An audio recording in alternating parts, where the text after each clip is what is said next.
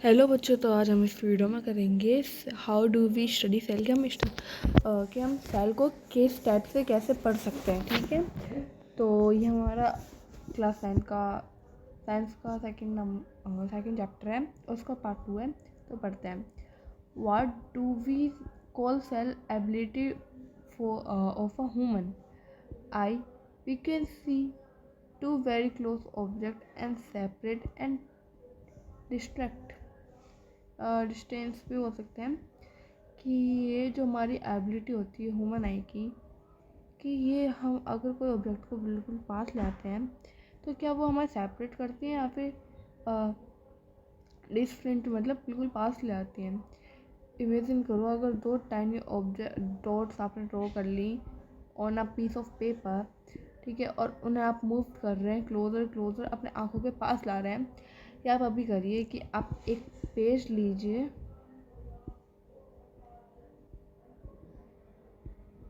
और पास पास दो डॉट बना लीजिए, मिनिमम इतने पास, ठीक है।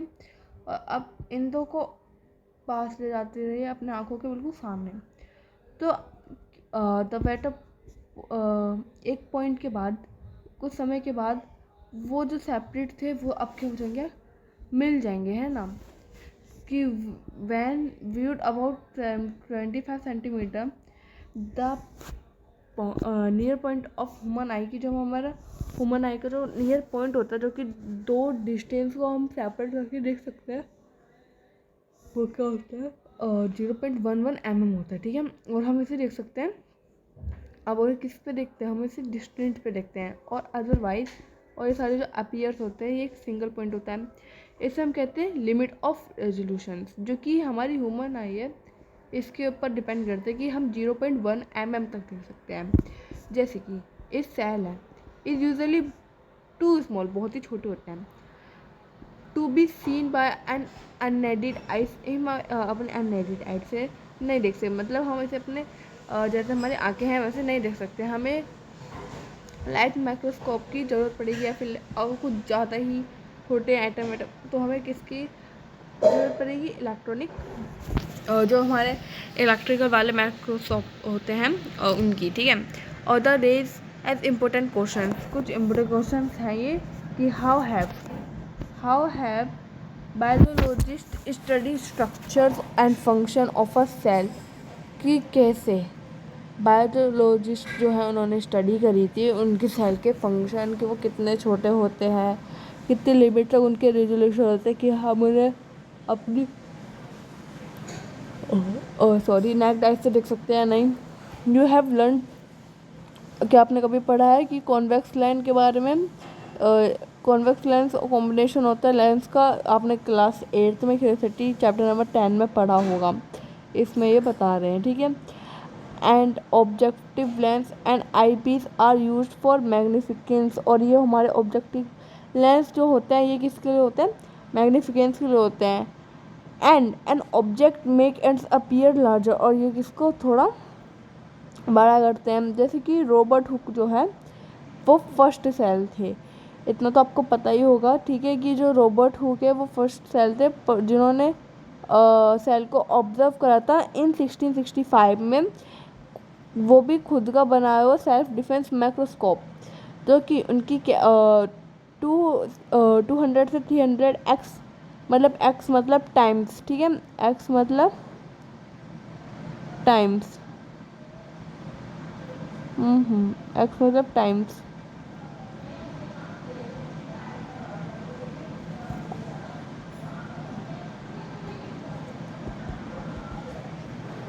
हमारा मैग्निफिकेंस जो होता है कि इसे हम एग्जामिन कर सकते हैं, जो कि एक स्लाइस होता है, ठीक है। उन्होंने कॉर्कस स्लाइस लिया था, उसमें इसको हनी भी जैसे कंपार्टमेंट दिख रहे थे, उनको नाम दिया उन्होंने सेल, जो कि स्कूल लेबोरेटरीज में आपने देखा होगा light microscope and use for observe using, क्या आपने कभी उनमें से ऑब्जर्व करा है कि आप कभी अपने स्कूल में गए हो कि वो इस टाइप से होता होगा, तो आपने कभी इसे छुआ या फिर आपके घर में हो सकता है, या अगर कोई ज़्यादा साइंस के ऊपर रिसर्च करता हो तो आपके घर में हो सकता है, तो आप उसे देख सकते हैं, आप इसे सीख सकते हैं ना।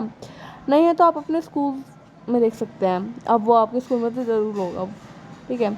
डिफरेंट बिटवीन लेंसेज, लेंस के डिफरेंस बिटवीन क्या होता है, 10x और 4x, मतलब 10 टाइम्स 40 टाइम्स हम अचीव कर सकते हैं बेटर मैग्नीफिकेशन या रेजोल्यूशन किसके बीच में, विजिबल लाइट के बीच में, क्योंकि इसे लाइट माइक्रोस्कोप इसे कहते हैं, क्योंकि इसे लाइट चाहिए होती है। और ये जो मिरर है यहाँ से हमें लाइट मतलब लाइट मिलती है जब भी हम यहाँ से ईजिली अच्छे से देख पाते हैं, ठीक है। और यहाँ ये स्टेज है जहाँ से, और ये ऑब्जेक्टिव लेंस है, और ये क्या है, ये हैंडल है, और ये बेस है, और ये क्या है कोर्स, एडजस्टमेंट नॉब, ठीक है। और ये क्या है, फाइन एडजस्टमेंट नॉब, ठीक है, कि यहाँ से हम क्या कर सकते हैं, दोनों चीज़ों को एडजस्टमेंट कर सकते हैं, ठीक है। और विजिबल करते हैं हम, एक्सप्लोर करते हैं कोई भी डिफरेंट पार्ट्स माइक्रोस्कोप के अपने स्कूल में, लेबोरेटरी में, या फिर कोई भी फाइन स्ट्रक्चर में वेरियस टाइप के मटेरियल्स, ठीक है, जो कि क्या करते हैं, हमें मैग्नीफिकेंस करते हैं उनके ऑब्जेक्ट को, कि वो क्या करते हैं, एक एक्चुअल साइज होता है उनका, है ना, एस्टिमेट उनका एक एक्चुअल साइज होता है। अब एक्टिविटी 2.1 है कि estimated the cell of a size of a cell, take a transparent ruler with millimetre marking, उसमें मिलीमीटर मार्किंग होनी चाहिए और वो ट्रांसपेरेंट होना चाहिए।